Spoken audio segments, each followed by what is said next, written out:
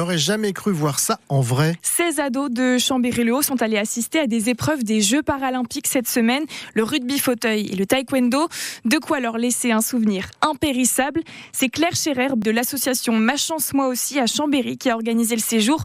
Objectif, sortir ces jeunes de leur quotidien. Je trouve que ça permet une vraie ouverture, d'aborder en tout cas là, les Jeux paralympiques, le sport de manière générale, c'est une belle ouverture. Et du coup, en fait, à travers les Jeux paralympiques, on leur a fait découvrir d'autres façons de fonctionner. On travaille l'esprit d'équipe et la cohésion qui est quand même important pour leur groupe. On vient à Paris et donc on leur fait découvrir d'autres milieux, des milieux culturels, d'autres villes, d'autres façons d'être dans la ville aussi, parce que c'est quelque chose qui coupe complètement, qui leur fait changer d'air. On les fait sortir du quartier. Finalement, les Jeux paralympiques, c'est un prétexte de travailler plein d'autres choses qui, pour ces jeunes-là, seront utiles. Il me semble importante en tout cas pour qu'ils puissent après se sentir légitimes dans d'autres contextes, dans d'autres endroits et avec d'autres gens.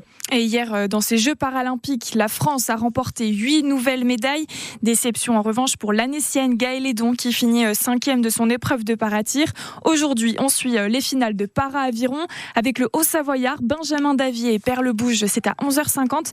Et la Savoyarde Emilia Kistapas avec son équipage de 4 barres mixtes à 12h30. Et puis le jeune paranageur de Beaune, Dimitri Grandjus, lance sur le 150 mètres 4 nages.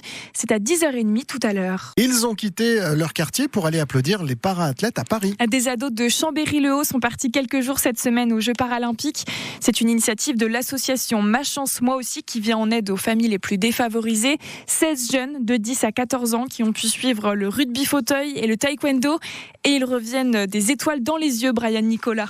Surtout après avoir vu le rugby fauteuil, Younes se souvient encore de l'ambiance dans le stade. Il y avait beaucoup de monde, il y avait la musique et surtout que mes amis ont crié et tout, c'était très bien à voir. Le garçon de 11 ans a complètement découvert ce sport. Les défenseurs avaient un drôle de truc sur les pieds pour pousser les adversaires et les attaquants et ils se rentraient dedans, comme les tamponneuses avec des fauteuils. Vraiment, ils ont très bien joué, c'était beau à voir. Juste après, le petit groupe est allé voir le para-taekwondo, une première pour Faiza, 11 ans. Les athlètes, ils ont soit une main en moins, ou les deux, ou ils ont une main paralysée et l'autre, elle est bien. Un moment l'a particulièrement marqué. J'ai vu une personne qui a tapé fort dans le plastron de son adversaire et il est tombé au sol. Après avoir passé une journée comme celle-là, l'adolescente n'en revenait toujours pas d'avoir assisté aux Jeux paralympiques. Parce que c'est un peu cher et tout. Et là, on y est parti, on y est allé et moi, je croyais pas que c'était vrai. Mission accomplie donc pour Claire de l'association qui a organisé cette année plein d'activités en rapport avec le handicap. L'idée, c'était que ça aboutisse